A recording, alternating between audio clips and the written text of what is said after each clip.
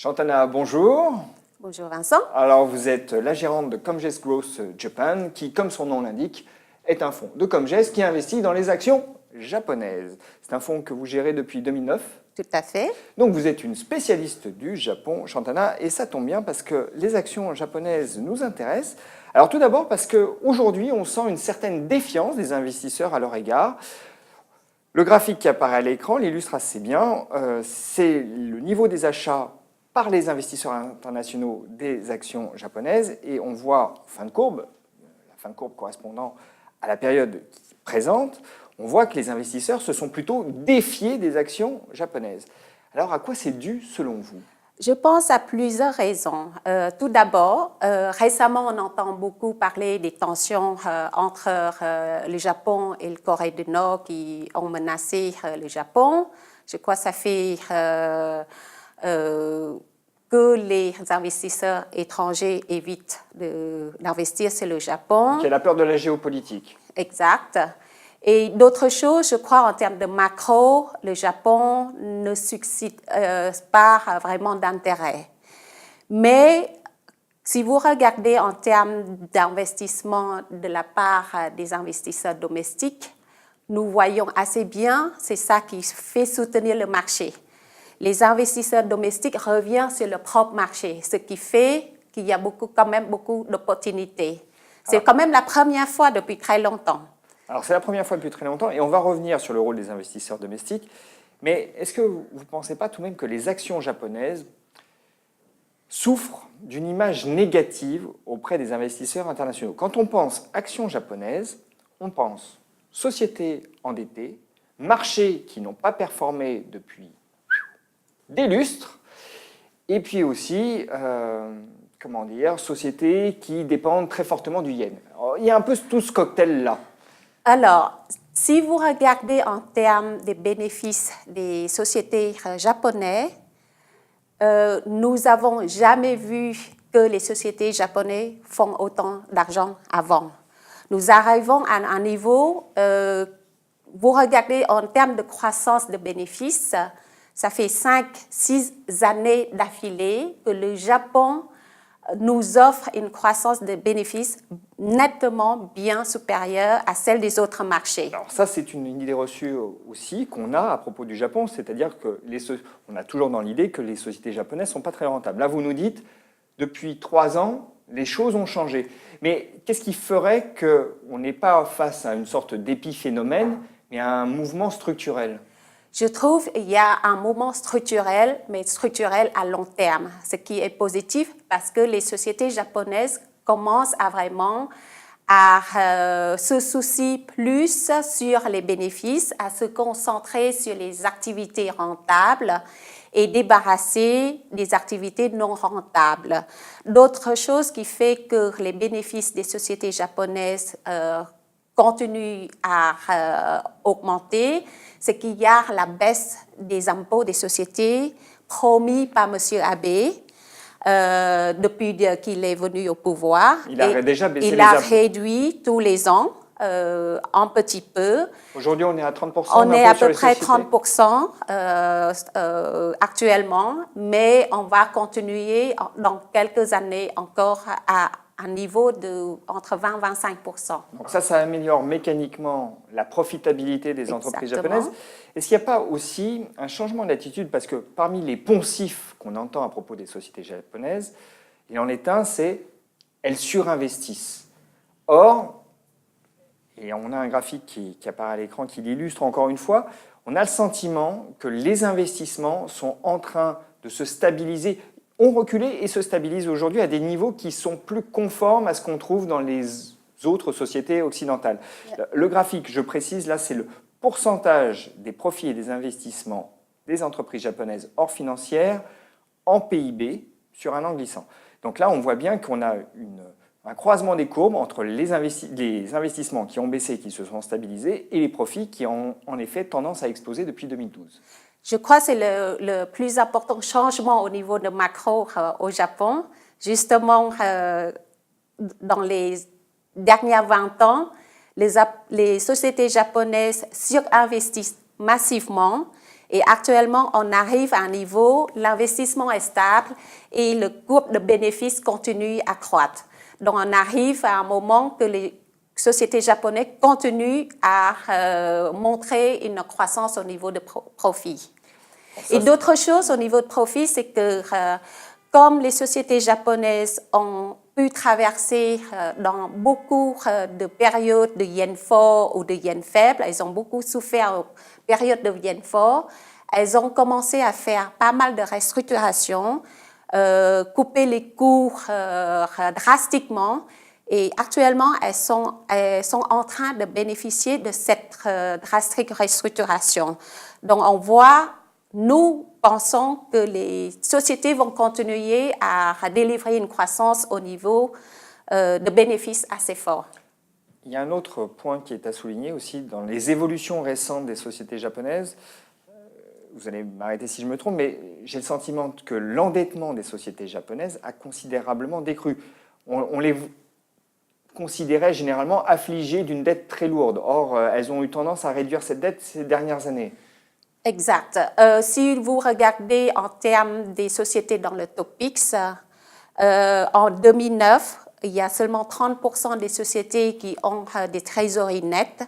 Actuellement, on arrive à un niveau de 50% des sociétés dans le TOPIX qui accumulent des cash dans leur bilan. Donc, ces sociétés-là commencent à vraiment faire de plus en plus attention aux actionnaires minoritaires. Donc, à verser des dividendes, à racheter des actions. Exactement. Et elles ont utilisé le cash aussi pour faire des acquisitions, pour renforcer leur positionnement dans les pays à l'étranger.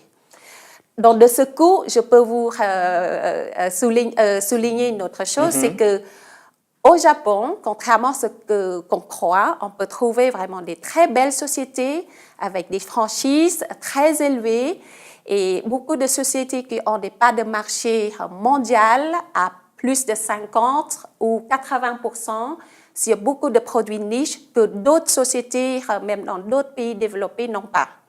Donc on a un contexte plutôt favorable, des entreprises avec des croissances bénéficiaires plutôt solides et qui devraient structurellement se poursuivre, plus saines, avec des réserves de cash, donc une politique vis-à-vis de l'actionnaire. Très bien, bon, il y a plein de choses et on va revenir sur les belles sociétés puisque vous allez nous donner quelques exemples, puisque vous êtes une spécialiste de ce marché, donc ça nous intéresse de savoir dans quel type de valeur vous investissez. Mais j'aimerais tout de même qu'on s'arrête un tout petit peu sur la relation entre la performance des actions japonaises et le yen. Très souvent, c'est tout de même corrélé. Quand le yen baisse, les actions japonaises montent. Mais finalement, ce qu'on gagne avec la montée des actions, on le perd avec le change, non? Oui, c'est ce que le marché pense. En fait, les investisseurs étrangers qui regardent ce marché réagissent en fonction de la fluctuation de devises. Pour nous, c'est vraiment l'impact. Pour nous, les sociétés dans notre portefeuille, c'est vraiment minimum. Marginal. Nous arrivons à trouver des sociétés qui croîtent au-delà de la hausse de devises, de dollars par rapport au yen ou yen par rapport au dollar. Notre société, vraiment, a une visibilité de croissance bien plus supérieure à ça. Donc, ce que vous êtes en train de dire, c'est que finalement, ce qui importe, c'est que la croissance des bénéfices soit très largement supérieure à la variation du change. Exactement. Et donc, nous avons fait une analyse sur l'impact de devises sur notre fonds et finalement, le résultat montre que l'impact est vraiment très minimal. C'est seulement de 4% à peu près. Pour toutes les lignes pour toutes les sociétés, pour seulement 2 ou 3 lignes, il y a l'impact seulement 4%.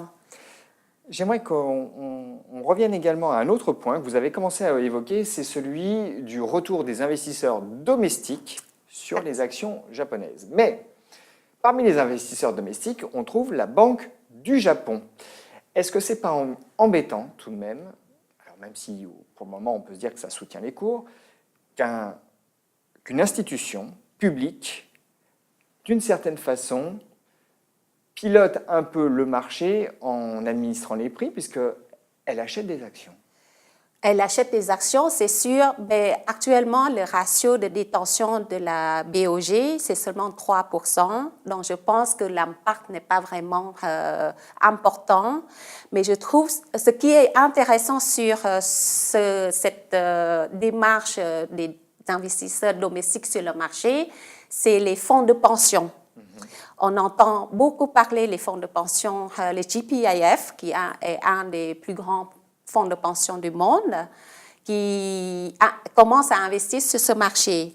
Mais ce qu'on oublie de parler, c'est d'autres fonds de pension japonais, les Japan Post Bank, Japan Insurance, des toutes petites fonds de pension. Et si on accumule ces fonds de pension, la taille est aussi grande que le GPIF. Et pour l'instant, ils ont seulement 1% d'exposition sur les actions. Donc, ils vont monter leur exposition. Ils vont monter graduellement sur leur exposition sur les actions. Donc on a encore de potentiel pour ce marché. Alors, vous êtes une stock piqueuse.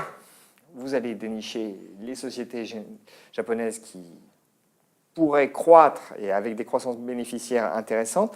J'aimerais que vous nous donniez quelques exemples de sociétés que vous avez en portefeuille qui soient des exemples parlants, qui soient assez parlants aujourd'hui de ce qu'on peut trouver comme société de qualité au Japon. Alors, on va commencer par une société que vous aimez bien. C'est une société dans les cosmétiques qui s'appelle Kose. Exact. Kose, c'est une société cosmétique au Japon qui sont plutôt concentrées sur les segments de haut de gamme.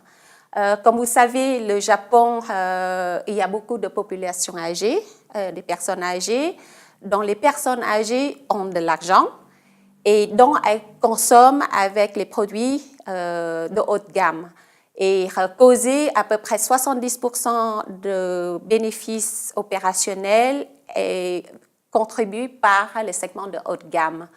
Et d'autres choses qui est intéressant pour Kose, c'est qu'elle a une petite filiale qu'ils ont fait une acquisition il y a 3 ans, une société américaine qui s'appelle TAT. Et qui croîtent à niveau entre 50 à 80%. Et ils sont ciblés, les jeunes, en fait, en termes de cosmétiques. Ces produits sont vendus dans les chaînes de Sephora aux États-Unis. La rentabilité? La rentabilité est vraiment entre 28 à 30%. Ce que j'aime dans Kose, c'est qu'elles ont fait une réflexion très sérieuse quand elles font des acquisition. Elle n'achète pas n'importe quelle société. Elle passe du temps pour réfléchir et acheter une société qui contribue directement dans le bottom line. Alors, Kose, c'est un exemple. Il faut qu'on parle de Sysmex. Là, on est dans le domaine de l'hématologie. Exactement. Alors, Sysmex, c'est vraiment une société que Comgès commence à suivre dans les années 2000. Comgès était un des premiers investisseurs étrangers dans le capital de Sysmex. C'est une société que vous connaissez bien. Très bien, d'ailleurs. Sysmex, c'est une société, comme vous mentionnez, qui est experte dans l'hématologie. Elle détient à peu près 45% de part de marché mondial. C'est une société assez équilibrée entre zones géographiques parce que 25% de bénéfices provient du Japon, de l'Europe, la Chine et les États-Unis.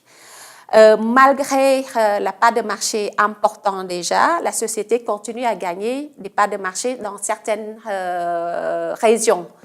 Par exemple, aux États-Unis, il y a 3 ans, le part de marché était seulement de 30%. Actuellement, elle arrive à atteindre au niveau de 55%. Ce que j'aime dans Sysmex également, c'est qu'elle a un business model assez récurrent parce que le réactif a les marges très importantes et les réactifs, c'est répétitif en fait. Vous achetez la machine pour faire des tests, mais vous achetez c'est comme imprimant, vous achetez des imprimants et après les cartouches. Donc c'est très élevé. Donc il y a beaucoup de récurrence dans l'activité. Il y avait une autre société dont on avait prévu de parler, c'est Keyence. Oui, Keyence, en fait, c'est une société qui est un fournisseur mondial de capteurs automatiques qu'on utilise dans beaucoup de secteurs, surtout l'industrie. C'est une société qui n'a pas d'usine, en fait. On appelle fabless en anglais. C'est une société qui envoie leurs ingénieurs et les vendeurs, en fait, l'ingénieur et vendeur, c'est la même personne qui va... L'ingénieur commercial. Commercial, voilà. Qui va sur le site des clients et qui propose des solutions pour améliorer la production ou pour faire moins de défauts sur la production. C'est une société qui a une marge opérationnelle à plus de 50% et les marges n'ont jamais baissé en dessous de 40%, même pendant la période de crise. Donc c'est extrêmement rentable? Extrêmement rentable et c'est en train de faire un succès en Europe et aux États-Unis. Parce qu'il y a 5 ans, la société est pratiquement société domestique. Actuellement, elle arrive à générer à peu près plus de 50% de l'étranger. Donc là, on a 3 exemples assez emblématiques de ce que sont les sociétés japonaises les plus intéressantes selon vous, c'est-à-dire des sociétés avec des savoir-faire, des parts de marché mondiales importantes et de la croissance, tant bénéficiaire que de chiffre d'affaires. Exact. Et juste pour souligner également que si on regarde le portefeuille de Comgest Growth Japan, il y a à peu près 50% des titres dans le portefeuille qui détient la part de marché globale supérieure à 45%. Shantana, merci. Merci Vincent.